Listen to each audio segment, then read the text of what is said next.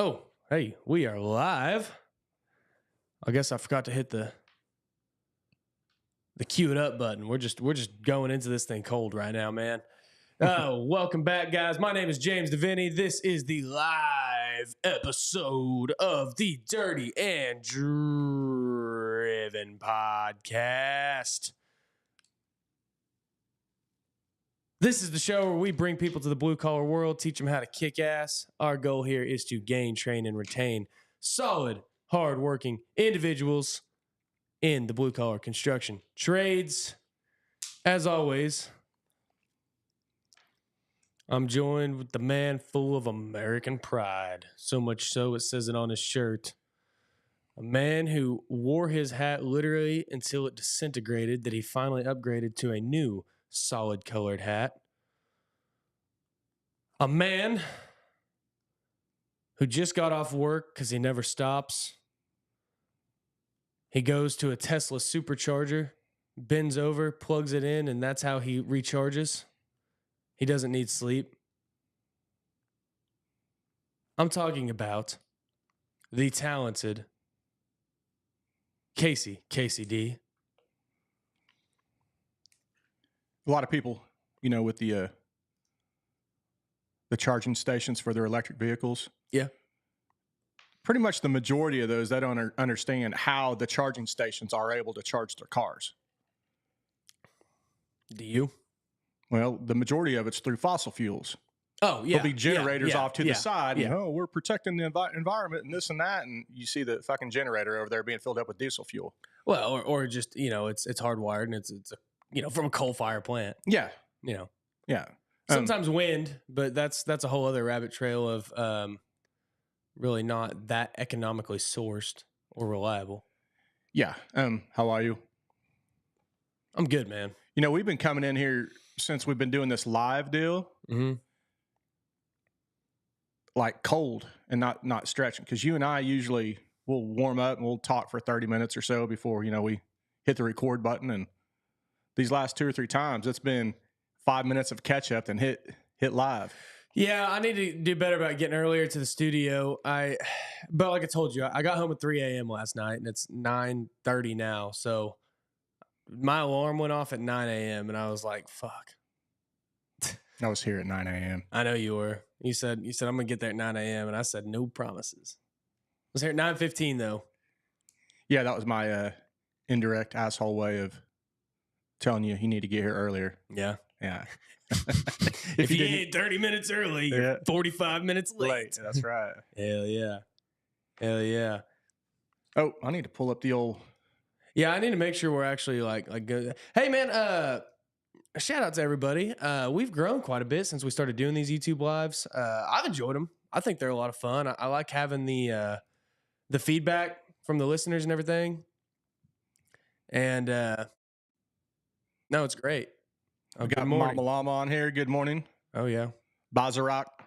Yeah, we got a few people on here right now. So yeah, guys, thanks for coming. Our YouTube channel's been growing slowly but surely doing these. We've been having a good turnout on the lives though so far. Yeah. So if you ever want to join the conversation, if you ever got questions, if you ever got, a topic you want to talk about, just come in, drop it in the chats. You know what I'm saying? Yeah. We'll try to get to it. If not, if it's good, we'll table it for the next episode. You never know, man. So yeah, come join the conversation. Sometimes there's just wild ass stuff going on in those comments. Yeah, and side conversations. Mama Llama counted your 3:30 getting in, that said that Casey got in at 5:30 this morning. So yeah, well, you were prepared to work the night shift. How I feel like you do so much during the day that even when you work nights, like, do you actually like live a night work schedule life, or do you still work like you're working days and then you just go in at nights? More like that. Yeah, because I feel like I still, like, when I see you and talk to you whenever you're working nights, I'm like, shouldn't you be asleep right now? Yeah. Since I can't remember what they call the schedule, but it's that swing shift. You work so many days in a row. Swinger shift? Then you're off a few days and you work so many nights in a row. Then you're off, back and forth. Yeah. I don't know what they call it, the circadian rhythm or something of the sleep schedule. Yeah, how's that for you? I'm sure it's not good for my blood pressure. I've got high blood pressure. But yeah. to answer your question, fortunately, where I'm at, I've mentioned before, it's with the energy company. It's not super labor intensive. Mm-hmm. It's more you got to be mentally on your game when you do have to act and do things. But besides that, for physicality wise, I catch up on my rest when I go out there. Oh, okay. You know what I mean? Yeah. You kind of do one of those things where you half walk the door to where if somebody's trying to come in, then like you like they got to fidget with it for a minute to where it'll wake you up. Yeah. There's tricks. There's tricks that you do. So if you're in your chair and let's say you accidentally are tired and you accidentally fall asleep in your chair, one thing you do is you put on shades. Yeah. Right. So people can't tell if your eyes are open or closed. Right. Right. Then another deal, if somebody actually does walk in on you and your feet are up on the desk and you're leaned back and they catch you sleeping, at work on the man's dollar, you when you're startled awake, you go, oh shit, man, I've had this headache. I just leaned back. I tried to get rid of the headache and I must have fallen asleep, man. Thanks, dude. Yeah, my B, dude. Yeah, man. Yeah. That was close. Or there's the old nodding your head down like this. Somebody goes, "Hey, are you asleep?" And you hit them with the old "In your name I pray, amen." Amen. Amen. Yeah. That's the other one, man. Yeah, it's there's a lot of little tricks. A lot of little tricks to do with that. A lot of little tricks. Yeah, dude, working the Mama Llama said shades at 3 a.m. I wear my sunglasses at night. So I can. Yeah. Damn, that's good. Oh, damn, dude. Yeah, you kind of. That's a good throwback. You dug deep right there with those notes. That, if we had the old Jamie look it up, I think that was an 86-ish song. Yeah. Yeah. Huh. Yeah, that's I wasn't my favorite. Favorite, but I never got into that kind of music, that 80s pop, I guess. You know, I love 80s rock, but I never got into that, Rick Astley, stuff like that. Yeah, so is that who it was? Oh. No, that was not who wrote that song, but just, I mean, it's in the same vein. Yeah, so that song, 84, so yeah, I was a little... But you got to understand, that type of music, I know I always throw back, but I am a couple years older than you.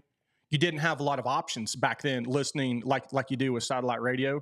Yeah. I mean, literally, whatever the radio station was playing, especially here in Ponca City, you had KIXR. That was the only somewhat rock, and it was cool back, it was really cool back then, but that was it. Mm-hmm. So you would hear the top whatevers, and I Wear My Sunglasses was... Oh yeah, I mean, it's a big ass song. I mean, yeah. I'm not knocking that at all. I just never got into it. Who could that be knocking at my door? Stay away, don't come back any. You heard that one?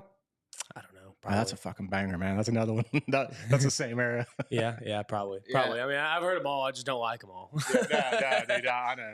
Yeah. Dang, man. YouTube, what's up, dude? Cool.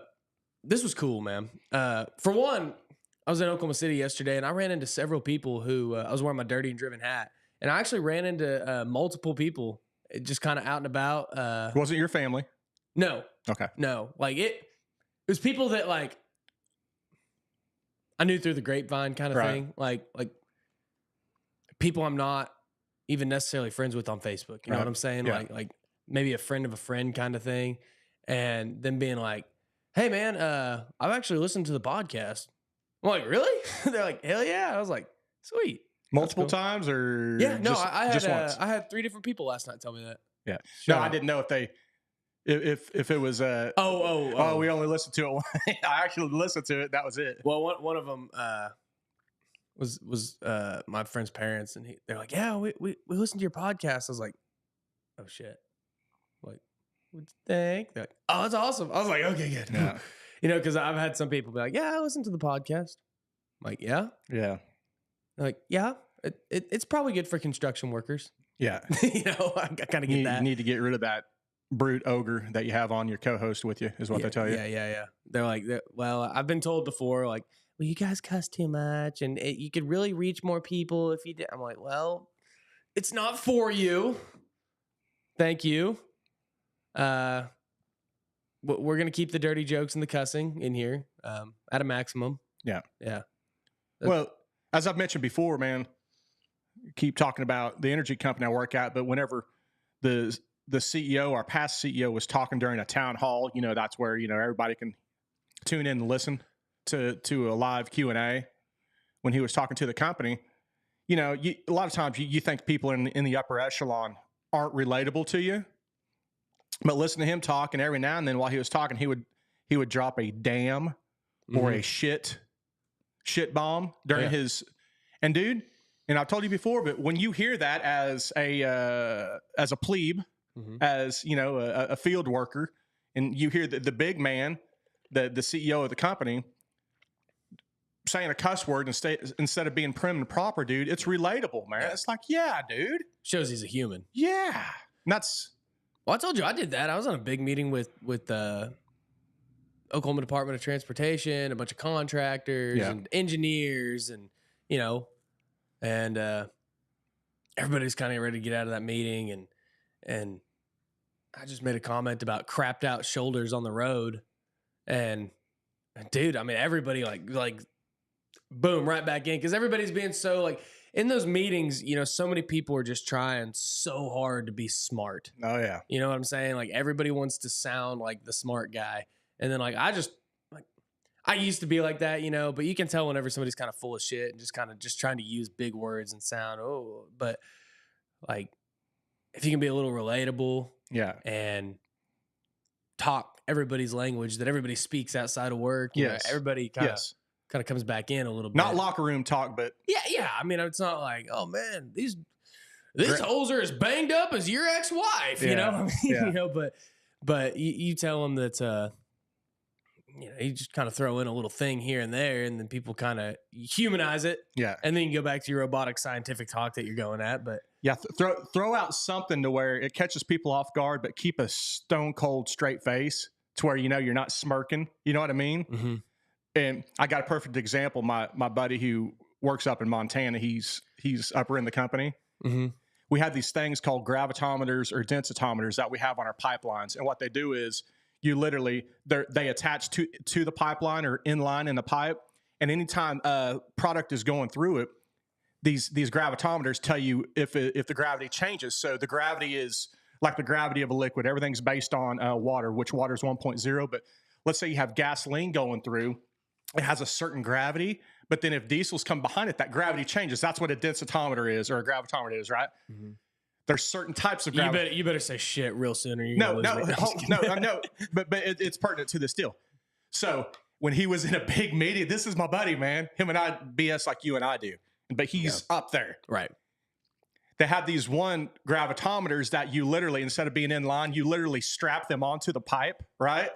And so when he's like, what do you think about that? And he goes, well, I think the best one we ought to use is a strap on, because if you use a strap on the pipe, he said he kept a straight face. These are like big engineers, you know, huge engineers, all that.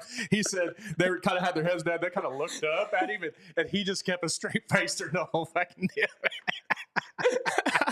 Yeah, because I mean, you literally take like metal banding and you strap them. You use some kind of jelly or whatever that you put on, and you strap them on the pipe, and they shoot a radar like pulse through there. Dude, he should have just been like, look, you know, strap-ons are really the best option. You know, put a little bit of jelly on the pipe, and then because wrap it around the thickest part, and then just shove it in. You know? Yeah, because if somebody calls you out on that, you know, like, dude, how could you? Then you pan face and do. Dude, you had a fucking sick mind, man. That's not what I was referring to, dude. You know what I mean? Dude, I love whenever people can do that kind of humor. Like, like it's funny, like whenever you get somebody up there, like especially some of these engineer types that, like, you know, they're real introverted. They don't get out much. They're not on social media. They're very pure people. You know what I'm saying? And they get up there and they start talking in that straight face, like, but they don't know that they're doing it. Yes. And everybody's dying, and they're just like, what? Yeah. You know? Yeah. Huh? You know, it's just so funny. Oh, Keki's left hand said 2 peanuts were walking through the street, and apparently one was assaulted. So if you're not in the live chats on YouTube, that's what you're missing out on right now. How does gravity work on the flat Earth? Hey, speaking of flat Earth, he also said, why is the old ex-wife talk? You know why divorce is so expensive? Because it's worth it. The flat earthers out there. I noticed. I'm going to kind of go back to our cruise deal. We had one of them little balcony rooms, where it has a little balcony on it. You go out there and you could see literally from, I don't know if it's horizon to horizon, whatever it is, but you could literally see from the ocean. Oh, cruise, Kruise. I was thinking Krews.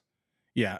But you could literally see even on that, you could literally see the curvature of the Earth, or just from the water. The water wasn't really, Could you? Wavy. Fuck yeah, you could. Well, because like whenever I get in an airplane, I notice the horizon always like kind of rises to eye level. Really? Yeah.